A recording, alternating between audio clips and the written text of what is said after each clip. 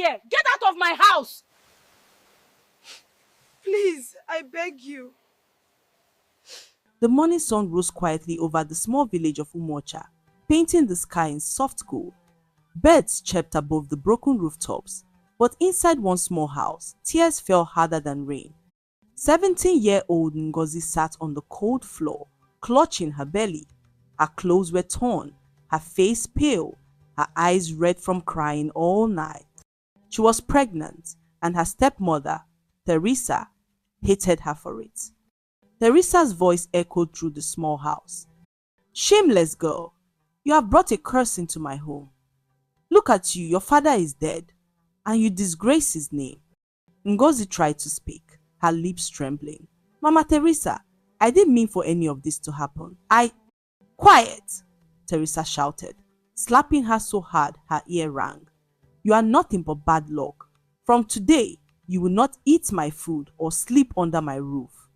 Ngozi bit her lip to stop herself from crying again. Her heart hurt, not just from the slap, but from the words. She wished her mother were still alive. She wished someone, anyone, could love her again. Days passed, and the whispers in the village grew louder. Women pointed. Children laughed. "That's the girl who got pregnant without a husband," they said. Ngozi's shame followed her everywhere like a shadow. One evening, Teresa called her with a wicked smile. "Pack your things," she said. "I have found you a husband. A man like you deserves a man like him, a homeless beggar." Ngozi froze. "A beggar?" "Yes," Teresa said proudly. "He lives near the bus park. That's where you belong."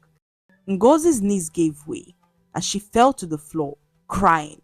But no one helped her, not even her stepsister, Ada, who only smirked and said, "Maybe he'll give you a mat to sleep on." As the night came, Ngozi prayed quietly. "God, if you can hear me, please, don't let this be the end of my story. Sometimes, the people who throw you away don't know they are pushing you into your destiny. If you believe every pain can become a purpose, don't stop watching our story is only beginning." The wedding happened so quickly. It felt like a dream, but not the kind you wake up smiling from. They said their vows under a crooked mango tree at the edge of the village. Only 2 old women came to witness it, both whispering and shaking their heads. Teresa stood proudly beside them, pretending she was doing something good. "Say I do," she barked at Ngozi. Ngozi's voice was barely a whisper. "I do." Her heart was heavy. She had never felt so alone in her life. Her groom, Samuel, stood quietly beside her. His clothes were old and dusty, his sandals torn, his face hidden behind a rough beard. He didn't say much, just looked at her with kind eyes, eyes that didn't match his poor appearance. When it was done, Teresa clapped her hands. "Good! Now go with your husband. May you both live the life you deserve." Her laughter followed them down the dusty road like a curse. Samuel led Ngozi to a small wooden shack near the edge of town. The roof leaked, and the floor was just bare sand. Ngozi sat down, tears streaming down her face. "So this is my new home," she whispered. But Samuel said softly, "It's not much, but it's safe. You can rest here."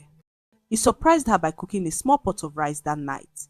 When Ngozi refused to eat, he said gently, "I know life has hurt you, but you need your strength. Eat a little for the baby." His voice carried warmth, something Ngozi hadn't heard in a long time. Days turned into weeks. Samuel fetched water for her, washed her clothes, and made sure she had food every day. He never shouted, never hit her, never looked down on her. Sometimes, Ngozi would wake up and find new things by the door: milk, fruits, baby clothes. But Samuel always said, maybe kind strangers left them. Still, she noticed things that didn't make sense. The way he spoke like an educated man, how people at the hospital greeted him politely when he passed by, and the expensive wristwatch she once saw hidden under his bed.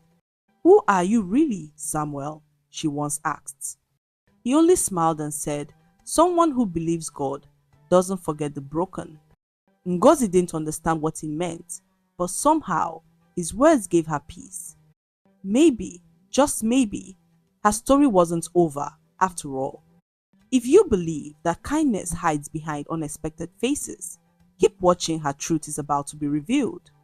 Rain fell hard that morning. The sky was dark, and thunder rolled above the small shack like angry drums. Ngozi sat on the floor, holding her belly, crying out in pain. The baby was coming too early. "Samuel!" she screamed, tears mixing with the sweat on her face.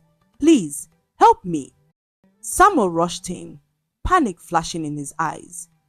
Without a second thought, he carried her in his arms and ran through the storm. People stared as the homeless man ran down the muddy road, shouting for help. He didn't stop until he reached the big hospital in the city. The guards rushed forward, ready to block him, but when they saw his face, they froze. "Good morning, sir," one said quickly. "Doctor, please, it's Mr. Eze." Ngozi blinked in confusion. "Mr. Eze?" They hurried her into the emergency room. Hours passed. She drifted in and out of sleep. When she finally woke up, the baby was beside her, a small, beautiful girl. Samuel sat nearby, smiling softly. But something was different now. His hair was neatly cut, his beard trimmed, and he was wearing a fine shirt. Ngozi's eyes widened. Who are you?" Samuel took a deep breath. "Ngozi," he said gently. "My real name is Samuel Eze, the owner of Eze Holdings. I'm not poor. I pretended to be homeless because I wanted to understand how people treat the weak. And that's how I found you." Ngozi's lips trembled. "So, all this time?" He nodded.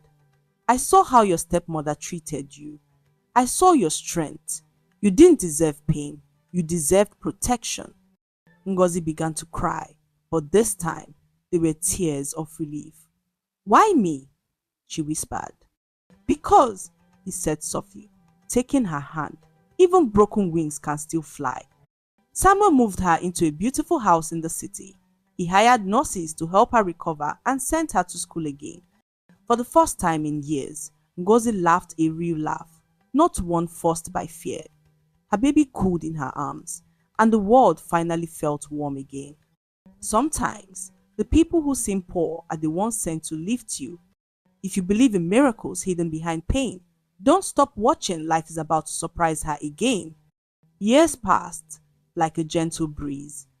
Ngozi's life had changed completely. The girl who once slept on cold floors now stood tall in shining offices.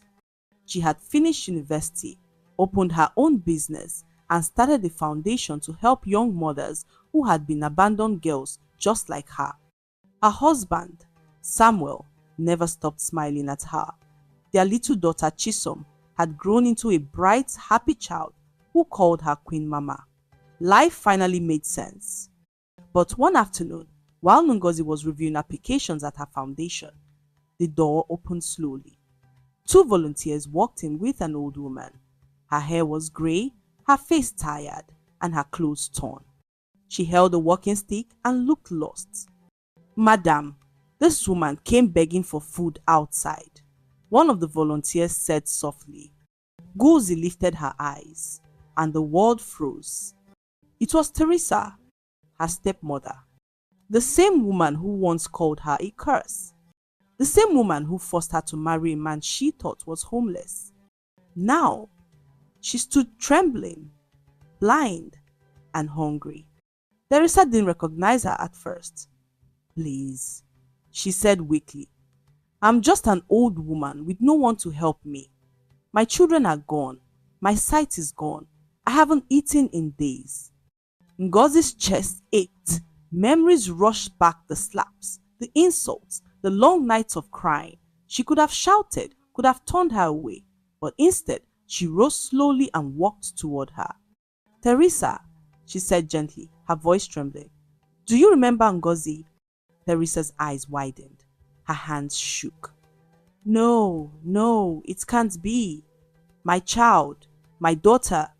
Ngozi knelt beside her and took her hand. "Yes, Mama, it's me." Teresa burst into tears. "I'm sorry," she cried. over and over. I was wicked. I was blind even before I lost my eyes. Ngozi's tears fell too.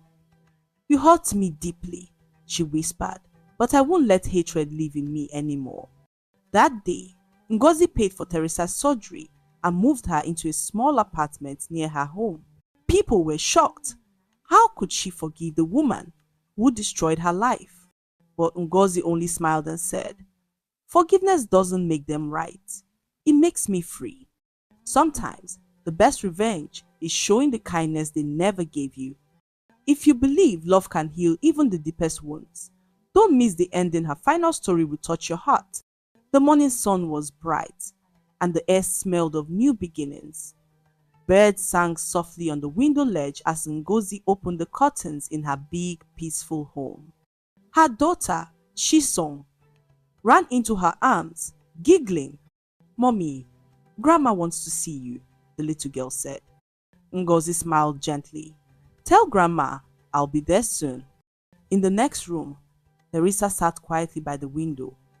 Her eyes, healed after the surgery, sparkled with tears as she watched Chisom play. She still couldn't believe how life had turned. The same child she once threw away was now the one caring for her. When Ngozi entered, Teresa began to cry again. My daughter, she said, her voice shaking. I don't deserve this kindness. Ngozi held her hands and smiled softly. You don't need to talk about the past anymore. What matters is that we have peace now. But Teresa shook her head slowly. I was cruel. I destroyed your childhood. And now that I see what you've become, I only wish I had loved you sooner. She handed Ngozi a folded piece of paper. When I'm gone, read this. It's my apology. That night, as the stars filled the sky, Teresa passed away quietly in her sleep. Ngozi sat beside her body, holding her hand until the morning. When she finally opened the letter, she found only a few words written in shaky handwriting. It's greater than, I threw away a jewel because I mistook her for a stone. You became everything I prayed to be. Forgive me, my child. Ngozi wept, but her heart was calm. She had forgiven long ago. Weeks later, she stood beside Samuel and Chisom at her parents' graves. The wind blew softly through the trees as she whispered, I was once abandoned, but love found me. I was once broken, but God built me again. She smiled at her husband, tears shining in her eyes. No pain is wasted, Samuel. Every scar has meaning. Samuel nodded. And your story, my love, will heal many hearts. Today, Ngozi's foundation helps thousands of girls, feeding them, giving them hope, educating them. Her name became a song of strength across the land because she learned that forgiveness is not weakness. It is the strongest thing a heart can do. If this story touched your heart, share it with someone who needs to remember pain doesn't end your story, it begins your purpose.